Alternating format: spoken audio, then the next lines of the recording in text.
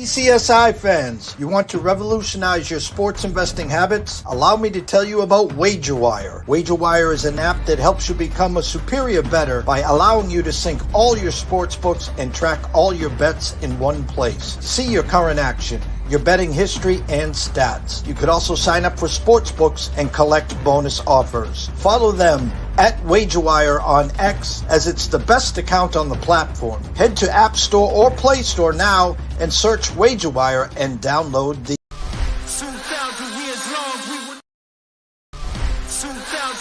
long, we will never settle. Hard days, no way, with a heavy metal. No time, no fail, won't stop here. Like a torch to a flame when it burns hot. We won't stop, come on, take me higher. Like a torch to a flame when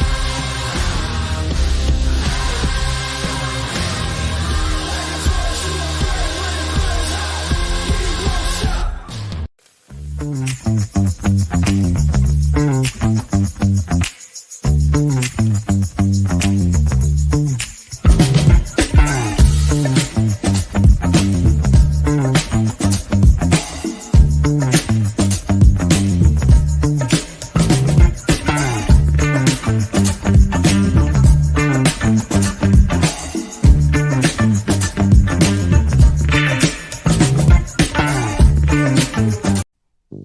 From the ECSI Sports Studios and the #1 sports investors in America,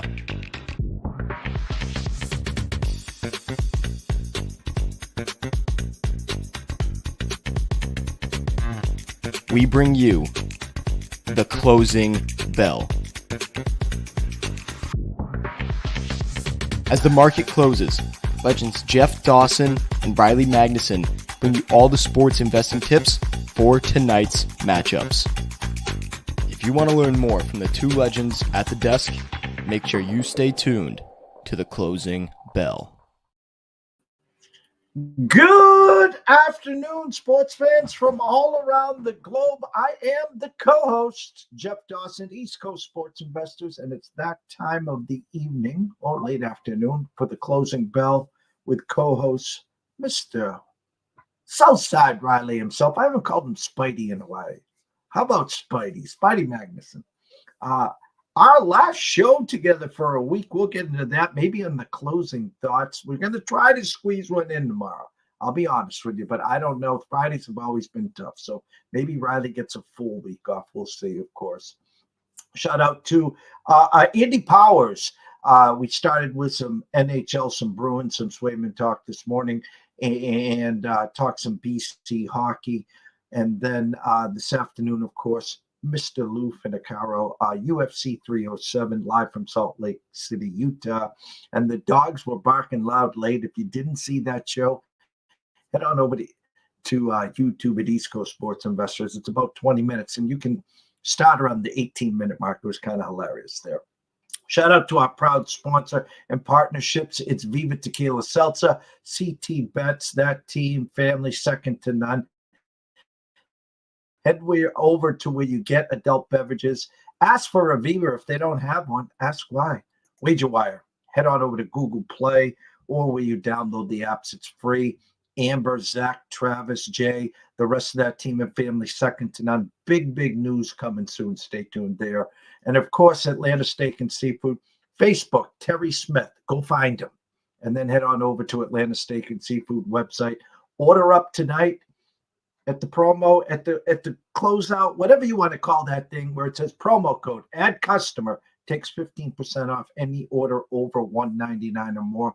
Order tonight, you'll be grilling by the weekend. So without further ado, let's bring him in, the co-host, Mr. Riley Magnuson. What's up, champ? What is up, my friend? We have made it to Thursday, a little double-header action of some good football and some good baseball. Would have loved a few more baseball games for some drama today, but we get gifted with at least one. Brewers and Mets going to have some fun tonight. So I will be glued to the TV with both of those rolling my way here. But a clutch performance yesterday from the Brewers to close out that game and even it out here. So excited to get talking about that, and obviously excited to get talking about some NFL. Yeah, the baseball, anyone that's been following our channel here for months upon months, we talked about the Padres buy stock now by a team that was only going to get healthier, a pitching staff with the emergence of King, who came over in the Soto deal. Dylan Cease, they're trying to bring Darvish back. Maybe a little hiccup last night as Musgrove was cruising along. He leaves the game, so we're going to keep an eye on that one there. And the Tigers, we had them in March winning, making it to the playoffs, which was a shocker. I know in July and August you guys had fun with me, but we also gave out Cy Skubal to win the American League Cy Young, which of course he will or did or whatever it is. But Guardians open up -120. So right there is a buyer beware if you want to back the Guardians there. I think the assumption is if the Tigers get 2 wins or 2 starts from Skubal, then they're just going to find one more there. I saw the Yankees -195 against the Royals. Shout out to Mr. Lucky, who had the Royals team total over and had them going into the playoffs there as well. And hats off to the Braves. I know a lot of people hate the Braves. And back in the fun years, when it was Glavine, Maddox, Smoltz, and those were the fun years with Bobby Cox. But this team loses their ace. I'm drawing a brain cramp here. They lose Spencer Strider right away. They lose Acuna, and there was injuries after injuries. Harris, Albies, the list was endless there. Padres punched them in the mouth again last night, but they didn't quit. They got within 1, and they just missed the gap shot to lead off in the 9th. So hats off to them. Padres travel to the Dodgers, Riley. That line, I had 155 in the brain. Padres +135. Dodgers -140. Padres +120. And the Padres, as this has gone on, let's say late August and September, has become that public trendy dog that everyone's jumping on. That usually doesn't end well. Right, and I'm interested to see. I would have been more interested in fade the Padres if they were that +135, 140, 150, something real tasty that gets people into it there. So, not saying that this can't still be a public trendy dog here at +120, but a little more respect coming their way for sure there. So. I'm interested to see how it goes. I see Yankees up to 215, at least on this app that I'm looking at, DraftKings here. So I'm sure you can shop around and find some better prices there. Or maybe this is a better price for the Royals if you're interested in the Royals. But, Guardians -125 up from 120 yesterday on DraftKings here. So going to be some fun series. And then, obviously, we've got these two teams heading to Philly, whoever takes advantage of this game here tonight. So I think ratings-wise, I'm sure the MLB would love a Mets-Phillies series, a little rivalry, and the bigger markets there. But these Brewers don't go away. They don't quit. They're I don't want to call them cockroaches because that seems disrespectful, but they just don't die. They don't give up, my friend. No, they're like that Guardians team. Both the Guardians and Brewers, we've been trying to figure out when are they going to start losing. They've been up top all year. They just won't go away. You know the story about Cy Ray. I mean, that guy owned me this year. It took me out to the woodshed a bazillion times there. Here's what I said pre-flop. I'll say it again.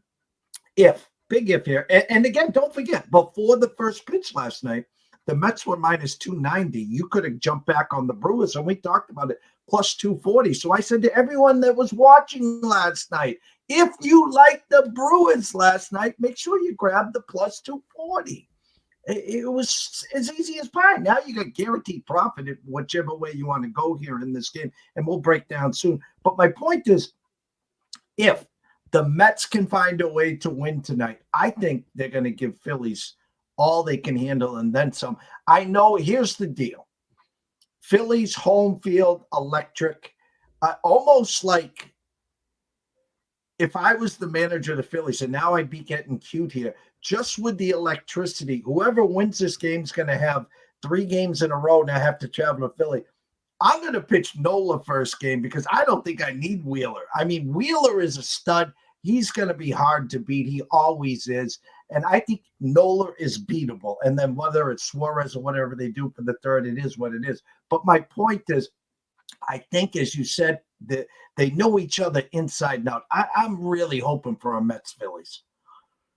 Yeah, oh yeah. As far as electricity goes, that's going to be, a heck of a lot more electric than a Brewers Phillies series. All due respect, a lot of people, I am, close by to Milwaukee, so, maybe I find myself up to a game in Milwaukee if they make it there. I don't know what those ticket prices are going to go. I've got one buddy who goes to a lot of games, but anyways, I'm curious to see. I mean, we're gonna there's the whole rest versus rust conversation. You've got a few teams that have been sitting dormant watching all these games. So you got teams that might have some momentum. There's going to be teams that rested that are, game one looking fantastic. There's probably going to be one team that comes in looking a little rusty, and before they know it, maybe they're down 2-0. I'm not trying to sit here and pick which team it's going to be, but we see that every single year here in this early stages of the postseason here. So. Again, not sure who that's going to be. The teams that have the home field advantage obviously get a leg up on that, so maybe that doesn't happen. But I'm curious to see who looks well rested and ready to go, and who looks like they've been sleeping all week long here as they get ready for Saturday. Before we dig into the schedule, there is 2 college games, 1 NFL game, and then there is some NHL, blah blah blah blah blah. So preseason, that is. I sent out a tweet about a half hour ago, and everyone knows I do a lot of high stakes fantasy football. Been doing it now for the NFFC for 20 years. The last couple of years have been harder because of the injuries, because of I'll just pull Justin Jefferson out again as an example. I tweaked the hammy or whatever in the second or third week, and then immediately looked that they had by week 10 and was out for 7 weeks, and comes back on the 11th week. Anyone that gets concussed, they're out the next week. And I said that the NFL has now become the NBA in this load management. And I don't know if they're working the system. Hey, doc, I tweaked something, therefore I don't have to practice. They're still getting paid. And listen, I know there's some guys that are injured. I get all that. But my point is, back in the 70s, 80s, 90s, you ask some of those athletes, these guys played through, hit me up, doc, shoot me up, and they were in there. And I know we have a lot more medical history and database, blah, blah, blah. But my point is, I use the word soft, SAWFT, load management. Neighbors I saw before we came on, out this week. The list is endless. Mixon probably out again. And it just goes on and on and on, Riley. Right. And to your point, it's not a blanket thing for anyone who's injured. Obviously, Rashee Rice, we saw get his knees absolutely destroyed the other day in Kansas City. So you're not throwing everybody under the bus as far as that is concerned. But there's obviously plenty of guys that, 20 years ago, they would have been out there the next week. Absolutely. So I'm interested to see how it progresses going forward here. Again, we've had this conversation before. If these are actual nagging injuries, is this something to do with the lack of preparation in the preseason and getting yourself really geared up or not? So I'm curious to see how things move going forward. But we're talking about we added a game to the season, a 17-game season. Obviously, the conversation on goes of whether we should add 18. And if that is the case, then you got to figure out a plan to have your guys, your stars, on the damn field when we've got these extra games and these long seasons go. So it's the catch-22 because, like you said, 20 years ago, obviously these guys would have played through this stuff, and maybe they're tougher, and now we have more of an idea of the dangers of some of these injuries, but we've got better technology now too. So in my opinion, it should even out in that respect in a lot of ways. So curious to see how it goes here, but as far as tonight's game goes, if you want to get right into it, we've got a game in Atlanta, divisional game. Should be fun here this fine Thursday evening here. Saw earlier, was that earlier today? I think it was earlier today, -1.5.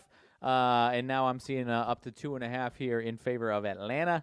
44 on the total. I believe that one ticked up as well from 43.5. I'm still seeing to 43.5, so maybe depending on what you like on the total. If you do, you can shop around for the best number there. Curious, I don't see any. This isn't a giant public on one side or anything like that. I do think the majority of people, the higher percentage of people seem to be that I'm seeing are on Tampa, the team that we've seen as a little more consistent than Atlanta. Look, actually, 3 games looks really good. Just a one clunker against Denver, and I think most people are just throwing that out the window here. Maybe you have different thoughts there. Whereas Atlanta, we've seen a little inconsistency, some good, some bad. But for my eyes, they're the home team here, and we've seen some good things from their defense here. So if their offense can stay consistent, it might only take a little bit from their defense to win this game here. So I've got a small little lean here, but I could be talked into either which way here. But I'm kind of leaning on Atlanta's defense showing up a little bit here tonight and being the reason why Atlanta might win this game. And what have I seen from Atlanta this year is when they've been at home, especially their defense, the addition of Judon, putting pressure on the quarterback, their cornerbacks. They've been almost like in attack mode. And I heard from one source. Now, again, don't quote me. I'm not saying this is the deal, but that Davante Adams to the Jets, a third team might be entered in, which was potentially the Falcons, where the Raiders would trade Adams to the Jets. The Jets would then trade Hassan Reddick to the Falcons, and then the Raiders would get some draft picks, yada, yada, yada. So again, they're looking to add more on the defense here. Some money is coming in on Atlanta today. I had an opening number of 3 and a hook with a 43.5. Now at the Circa. Good afternoon to Mr. Benson and Mr. Stevens. 2.5 with the 44 under minus 15 cents. Tampa team total 20 and a hook, juiced over minus 130. Atlanta 23.5, juiced under minus 130. From the opening number, this was your classic 23-20, maybe 21-20. 24-20, somewhere in there. Don't have a good feel. Tampa has looked fabulous. Baker Mayfield, the offense has looked great. Now you put them in a short week traveling in the dome on the fast track. You would expect points. You would expect Evans, Godwin, whether it's Rashard White or the upstart Bucky Irving, to have a good day. It's a question of how much pressure is Judon going to be able to put on them. I'm looking at the numbers here, and what I would suggest is kind of twofold. I think you can get cute here. If you like Atlanta, I think you can take the Tampa team total under 20 and a hook, minus 130. You get it at plus 110. And then again, obviously, 2 touchdowns and 2 field goals. You can't give up that third touchdown. The bend don't break there. As for the Atlanta team total, 23.5 juiced under. Again, I would then look for the plus money. I would take that team total over 23.5, and I'd get that at plus 110 as well. Yeah, I'm not going to disagree with you. I like like I said, I like Atlanta's defense to show up here. That's the thing that I feel the best about here. And if you're telling me, hey Riley, you have to pick between the Bucs to the Falcons on the spread, I'm probably leaning towards the Falcons, but I do like the team total better. I mean, we could be these games are typically very close these last few years against these teams. Obviously, you got Kirk Cousins' first year in here, so a little different story. But you know what I mean. These two teams don't like each other. These are close games. You could absolutely see a 17-14. I'm not saying that is what I'm predicting, but you could absolutely see a 17-14 type game here, and the team total under of Tampa cashes. But that Falcons offense didn't do enough here. That's not what I expect to happen necessarily, but it wouldn't surprise me at all. So I think my favorite play as far as what we're talking about here is Tampa team total under that 20.5, my friend. Yeah, and I'm going to go, what we do here, we swing for the fences here. On the Tampa side, I'm searching. I'm not going chalk here. I don't know what to do with the backfield. So what do we do when we search? I'm going to go Cade Otton, anytime and first time touchdown. Anytime 380 plus 380. First touchdown score 20-1 plus 2,000, my friend. All right. Now I'm going to go 2 on the Atlanta side. I'm not taking the anytime Bijan. I'm not going to take London, and I'm not taking Pitts there. I'm going to take the swing with Mooney first time and anytime. Just 225 anytime, 13-1 plus 1,300 first time. And I am going, and I got to do first time and anytime here. I'm going to go with that Atlanta defense. Oh, okay. 20-1, not that crazy, and 425 on the anytime for Atlanta. Those are my picks on that game. Not that crazy at all. I will go. Let's see here. I will go Pitts. Kind of a swallow ugly pill because he coming off of a 0 catch, 0 yards game last week. I'll go Pitts on the Atlanta side of things. I'm gonna hold my breath on that one. 14-1 first time, 260 anytime. And I'll go a little chalkier on Tampa's side of things. Chris Godwin is just playing so damn well right now. Evans is playing well too, but a little less consistent and still obviously great red zone threat or bailout threat. But Chris Godwin is playing fantastic right now. Him and Baker have a great connection. I will go with Chris Godwin plus 150 anytime and 850 plus 850 on the first time touchdown score. In college, Texas State, Troy, Sam Houston, UTEP. Texas State, Troy opened at 13. Now Texas State 13.5 with the 57. Sam Houston, UTEP. Sam Houston opened up at 10. Now 10.5 with the 50. Trying to look at some team totals here. It's pretty ugly, to be honest with you guys. The one that I would take a swing at if I had to, and you're going to get it at plus 100, is the Texas State team total over 35.5. You can get that at plus 100. Sam Houston, no, and no. That's the only team total there that I would suggest.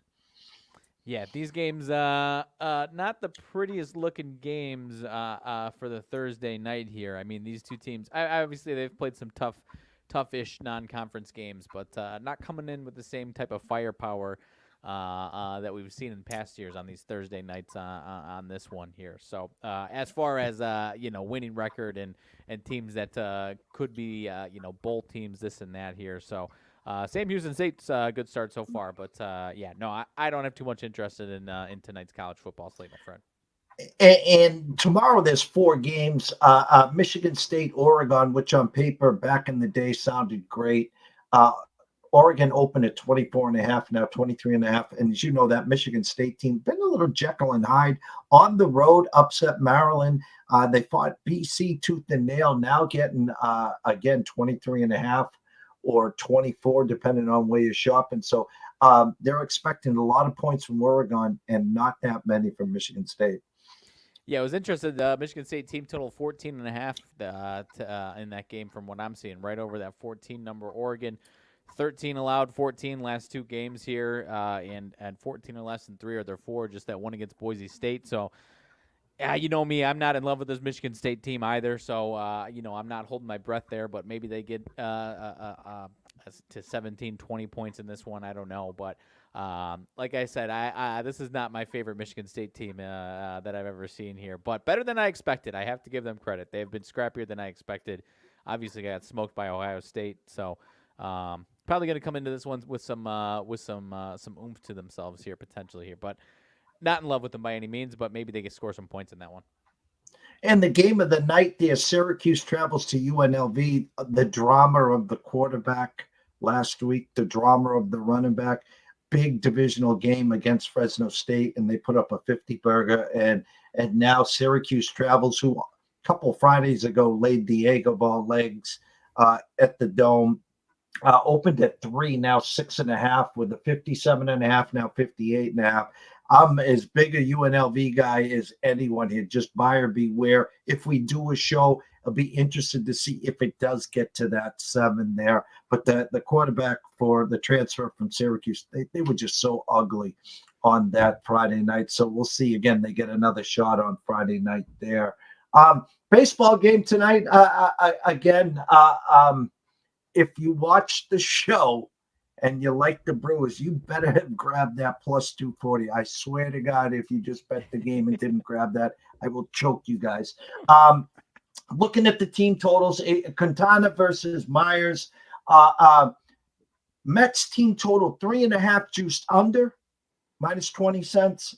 Milwaukee 3.5 juiced over now, minus 25 cents. So again, do I lay the 130? I really like the Brewers, Jeff. Well, you can roll out the dice and lay the 30 cents and hope they win. Or if you really like the Brewers, you can say, hey, Jeff, the over under 7.5. What do I do? Well, you can spend 25 cents and have them get to 4 or better, and it doesn't matter who wins. If you need action on this game, Mets team total over 3.5 at even money, plus 100 there is the way I would go if you need some action and you want to root for the Mets. Sure. I'm curious your thoughts on this. 5 pitchers used game 1 and 2 each for the Brewers here. Myers typically doesn't go too deep into these games. Yeah, I'm not saying he can't, but each of his last 3 starts, only 4 innings, and even in solid starts. Is this going to be a thing where they throw the kitchen sink at him as far as their bullpen is concerned? If Myers gets in any type of danger, we're just as soon as you get a couple runs on here past the first couple of innings, are we going to see him get the hook and then 7, 8 guys used out of this bullpen tonight? Yeah, it's all hands on deck for both teams. So if Myers gives up a crooked number in the first and starts the first and second, no outs, he gone. And again, because one of these two teams is golfing tomorrow. So again, great rally by the Brewers. Mets had a short lead and they chipped away, then a big homer late in that game. So it's sudden death for both teams. Kind of surprised at the under over there, but maybe good defense and both pitches go longer, because I know Quintana can blow up like a wood tick with the best of them as well. So I like the Mets at even money to get to 4 or better. This one has that 5-3 feeling to me. I think I'm leaning Mets. We gave them out pre-flop to win this at plus 120 or something. So again, rooting interest in the Mets tonight, Riley.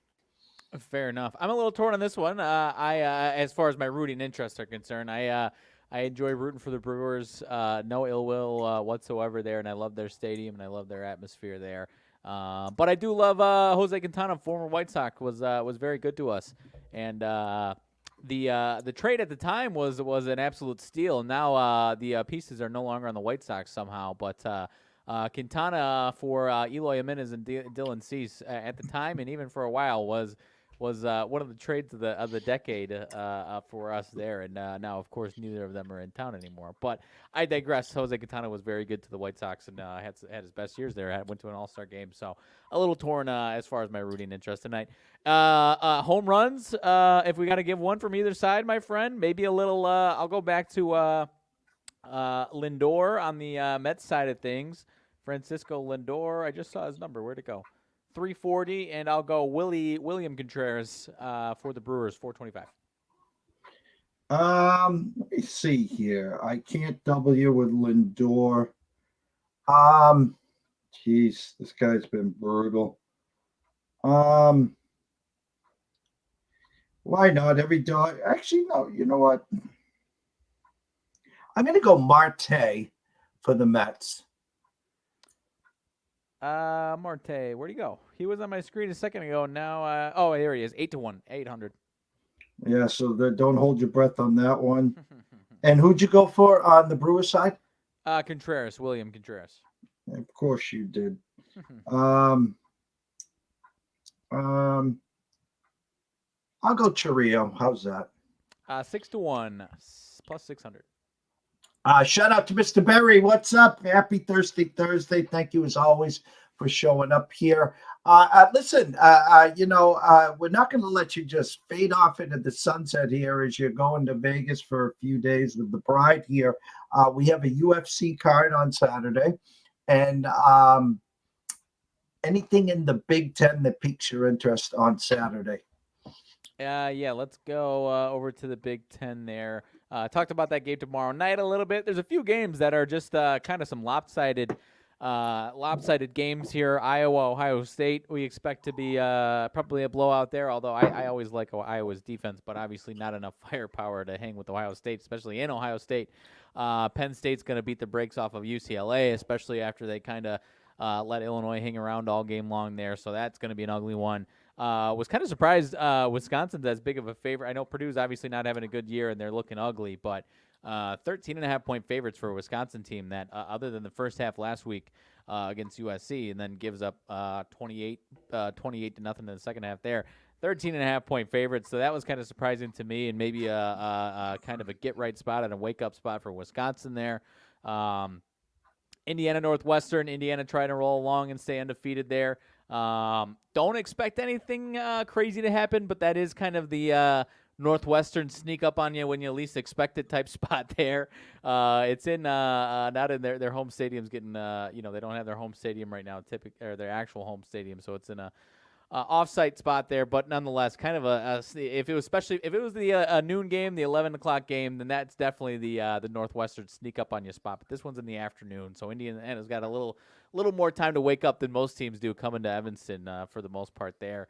But they're Indiana ranked now. They need to keep it rolling. They've got bye week, and then they've got Nebraska, Washington, Michigan State. So they can really roll into, if all things go accordingly, they can roll into, they've got Michigan and Ohio State, and then finish it off with Purdue. But they can roll in 9-0 coming into that Michigan game potentially there. And they're at home against Michigan. They're probably, unless things go catastrophically these next few weeks, they're probably going to be favored at home against Michigan potentially once we get to that point. And then obviously we expect them to lose to at Ohio State the second to last week.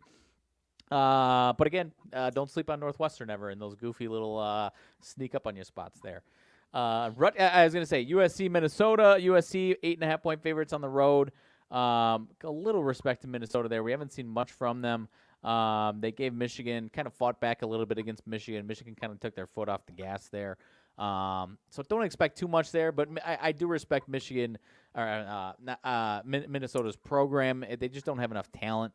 So it's going to have to be a well-coached game that wins or covers and wins this game for them and pulls off the upset there. So not expecting too much there, but do kind of think that they can maybe keep that one close there. They just don't have enough talent there to pull off the upset. And then the two games that mean the most, you got Washington favored at home against Michigan here. Number 10 Michigan coming to Washington. Washington 3-2, coming off that loss against Rutgers. So, kind of that spot where I do like Washington to wake up and maybe beat them. But as we talked about, Michigan in these spots where they're not getting the respect, I could see them showing up and having something to prove there. And that's an evening game. That's going to be worth a watch for sure there. So I'm curious your thoughts there. And then Rutgers, Nebraska, 4-0, 4-1. Those two teams, as far as dark horses are concerned, is a sneaky fun one. The second biggest game of the week in the Big Ten, ironically enough, there with the rest of the slate at least there. Nebraska 7-point favorites. Rutgers 4-0 as I mentioned there, looking to keep rolling. They've had some close wins these last couple games here, so. Could be the time where the wheels fall off a little bit. Like I told you, they ended up pulling off the win against Washington, but not in love with their quarterback. I think I like the rest of their team, just not in love with their quarterback. So don't know if they'll have enough firepower and enough consistency on offense to get it done there. But as you said, Nebraska shouldn't be 7-point favorites against anybody. And I kind of, especially in this game, I kind of agree with you there. If they do get it done, it's going to be pressuring Kaliak Manis and forcing him into mistakes and some dud throws there, which I do think can happen. But Rutgers' offense is good enough to keep him in any of these games, no matter who their quarterback is. So I was surprised to see this one at 7. Rutgers gifted that the Washington field goal kicker was 1 for 4 as well there, and it cost us a team total. I'm drawing a brain cramp here. So I'm going to ask you out loud here. Who was the championship football game last year? It was Michigan and Washington. Thank you. How come no one's hyping that up as the revenge game? I haven't heard one person. That's why I was thinking the whole time. I'm like, okay, I know Michigan went undefeated. I know they were the national champs. I know Washington beat Texas. No one's talking about it. It keeps slipping my mind. You got none of the quarterbacks. You got both coaches gone. It means something. I'm glad that it's the primetime game on the Big Ten Peacock on Saturday evening there. But I think people they're number 10 in the country right now. But I think everyone kind of agrees that Michigan isn't the 10th best team in the country, in my opinion. There, so that's part of it. Washington hasn't shown too much there, so it matters. It absolutely matters. maybe Washington gets the revenge in the significantly less meaningful game there, but who knows? We'll see. Lastly, give us the your thoughts on the Packers this weekend. No Christian Watson. I think Love got the rust off. They're going road favorites, and a Rams team that's banged up. But we know about McVay. Stafford's still going to play. You're going to have to slow down Karen Williams. Keep an eye on Jordan Whittington. He's starting to come on over there, whether it's Demarcus Robinson, Tutu Atwell. It's a game that especially after losing to Minnesota, you use that as the divisional game. Let's get the rust off, and obviously got punched in the gut early, but you came back with an opportunity. It's a game you kind of got to win on Sunday, Riley. Yeah, I'm not going to use the term must win, but you'd be putting yourself in a hole, and you could they could get back on a roll after that, absolutely. But you'd feel so much better about yourselves going 3-2 and going into on the road and winning. So they kind of do need to, if they're the team that everyone expects them to be, they do need to show up and win that game, especially with the Rams and the way they're banged up. I do like it. I mean, you've got that tree of coaches that are all buddies. LaFleur has obviously had a hell of a time and not much success against Shanahan. Has had decent success against McVay and the Rams for the most part there. I do like the matchup. As long as there's a lot of guys on the defense that I think for the most part they're obviously Jair Alexander was out last week, but there's a few other guys that have been limited in practice this week or haven't practiced to this point that are key players in their defense that if they don't have those guys, then they could be in trouble there. But expect the majority of their defense to be there. Hopefully, if they're fully healthy or fully active on defense, then I feel fantastic about it. Offensively, like you said, not only knocked the rust off, but looked really, other than a throw or two in the second half there, looked a lot better against that Vikings defense that a lot of people have said is giving people heck of a time and insane looks there. So I think the Packers offense should be fine here in this game, and I expect them to bounce back here. And offensively, other than Christian Watson, it seems like for the most part, just about everyone's in good shape. And Musgrave is the other guy, but obviously talked about how good Kraft has been in his emergence there. So for the most part, offense should be in good shape, and as long as Love looks a little healthier than last week and shakes the rust off and doesn't have that slow start, I think they'll be fine. But like you said, McVay is a great coach, and that Rams team, especially when you least expect them and they're supposed to be downtrodden, is when they kind of wake up. They had through the kitchen sink at the 49ers come back, so it's almost natural that they regress a little bit last week on the road in Chicago. So I am a little worried that they bounce back after that, especially at home here. But for the most part, feeling good about that Packers offense at the very least going into that one there. UFC. Let me pull up the lineup so I'm not talking out of my you-know-what there. But we talked about the main event, Pereira and Roundtree yesterday. Pereira, just a menace of a man there. And as much as Roundtree's got a striker's chance, as you said yesterday, it is probably going to be another Pereira show and showcasing this one. And I kind of am leaning towards, I want to see what the props are, my friend. We didn't talk about this yesterday as far as the odds of what round Pereira is going to win this fight. Because without looking at it too deeply, I do think he could very easily win this one in the first round. Let's see if I can get that one up here. But anyways, to go the distance is plus 550 in that fight, the main event there. Significant strike landed over-under for Pereira's 38.5. Roundtree's 29.5. So it's pretty significant there. It's going to be on the feet also. These guys over a half takedown for either guy is plus 700 and plus 900. So don't expect too much grappling there. You're going to get some excitement here.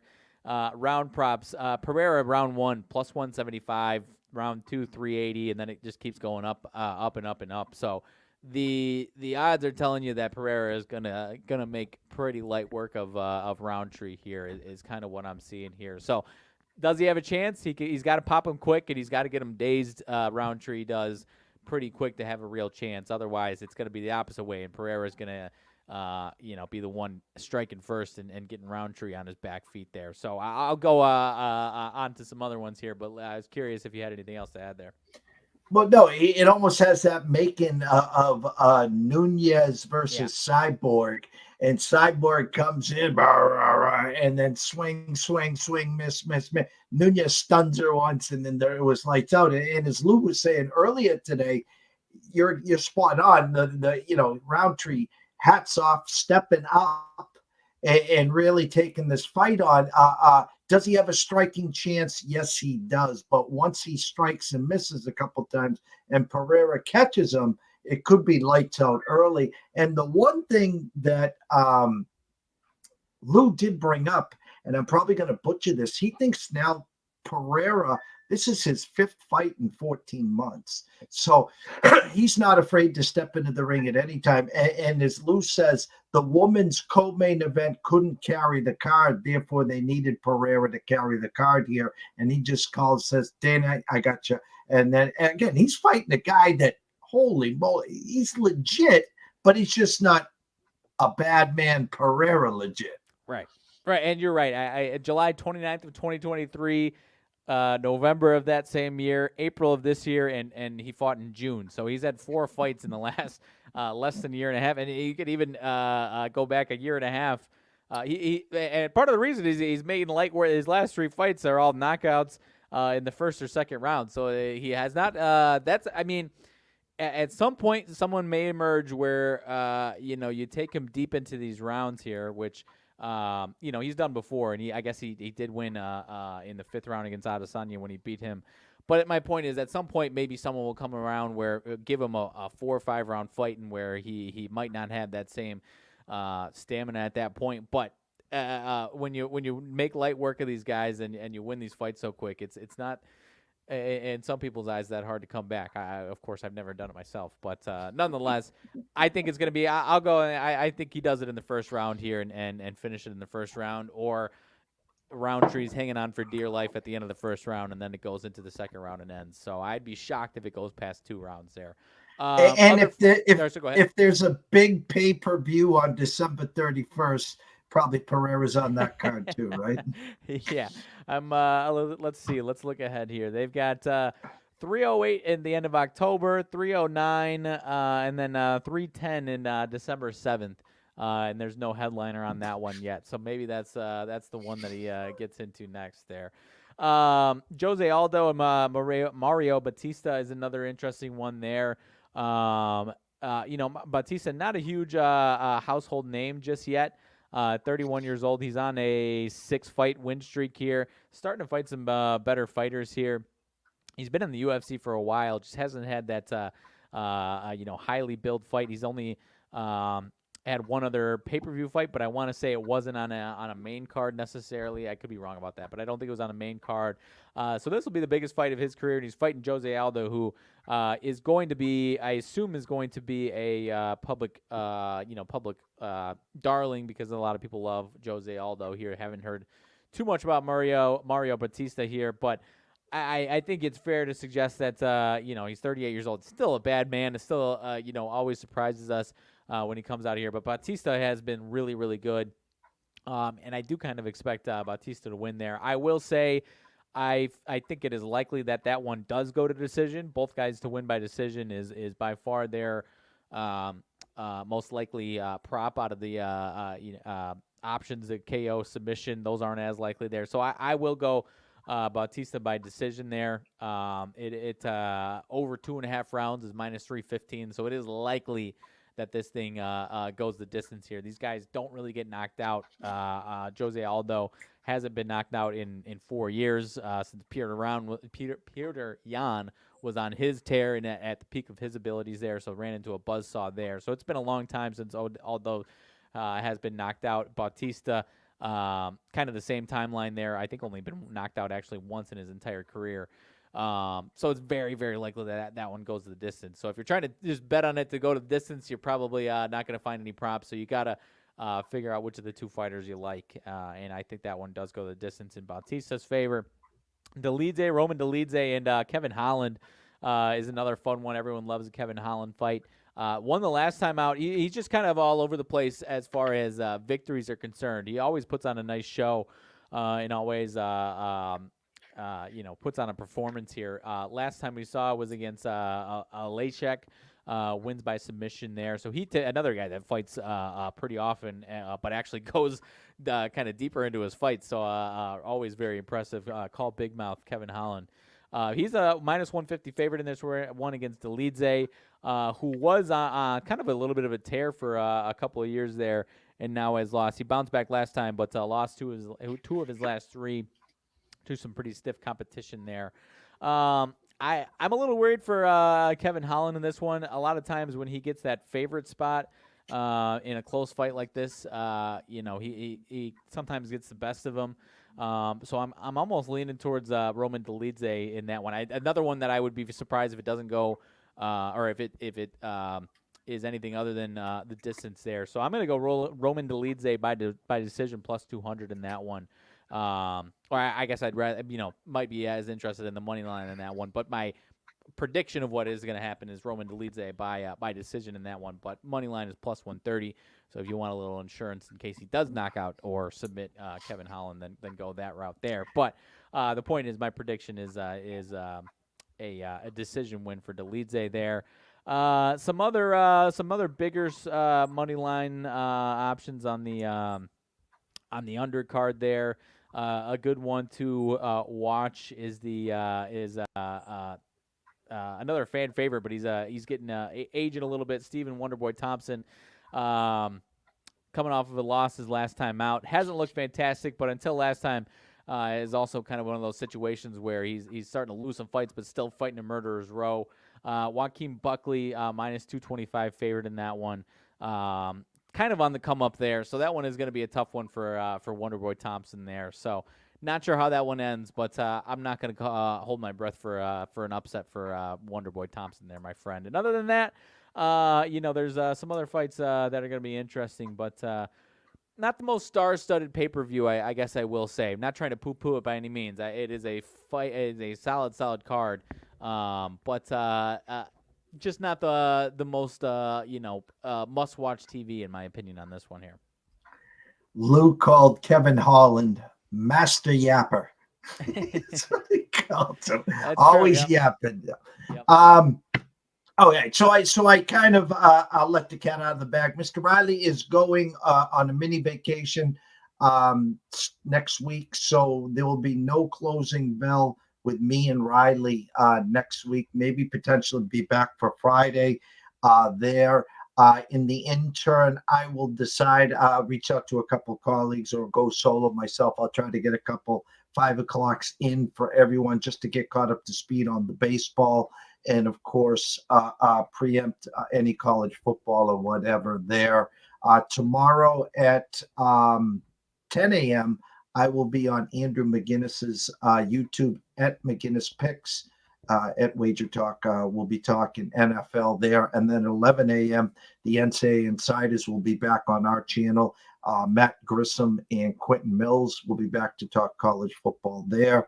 And then at 5 o'clock, Ron Momilevsky will be back talking NFL and college football. Paul Stone, sick this week, so we're wishing him a speedy recovery.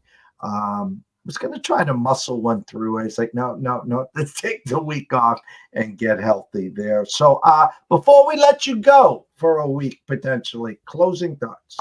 Closing thoughts, as you said, I will be enjoying some time, some toasty Las Vegas next week. Was hoping I'd get some low 80s fall weather out there, but at least I'm missing it. This week it looked like it was in the hundreds, so I'm missing that a little bit, but we'll still be very, very, very nice. Going to potentially enjoy maybe some postseason baseball, watching a little bit of that. Maybe some Tiger Woods pop stroke, I think is what it's called. Maybe check that out or something like that. So, going to be a fun week. Not sure what all entails, but we'll be out there for three nights. So it'll be a fun time, and I will report back, and I'll send plenty of pictures, my friends. But enjoying football and UFC and everything else all weekend long, baseball all weekend long, and then heading there on Monday afternoon, my friend.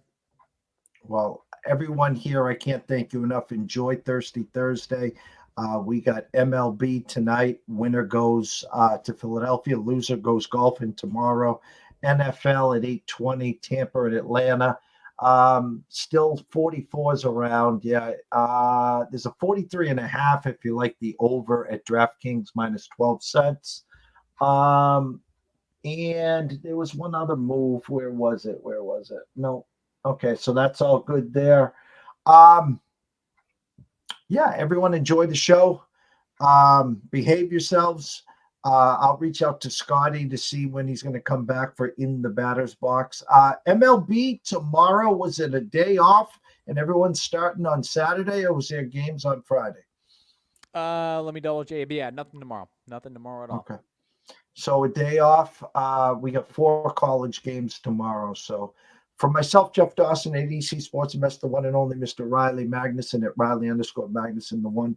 Wish everyone a blessed day. Thanks to all our sponsors, Wage Uwaya, Viva Tequila Seltzer, Atlanta Steak and Seafood. If you're a small business, big business, medium business, looking to get your name in lights, looking for us to do some work for you, some marketing to bring you on the platform, maybe once a week, send us an email to EastCoastSportsInvestors@gmail.com, or you can go to Twitter at EC Sports Invest, DM me, and we'll come back here. We'll talk about your business, and we'll get you started in a short time. So everyone, behave yourselves. See you soon.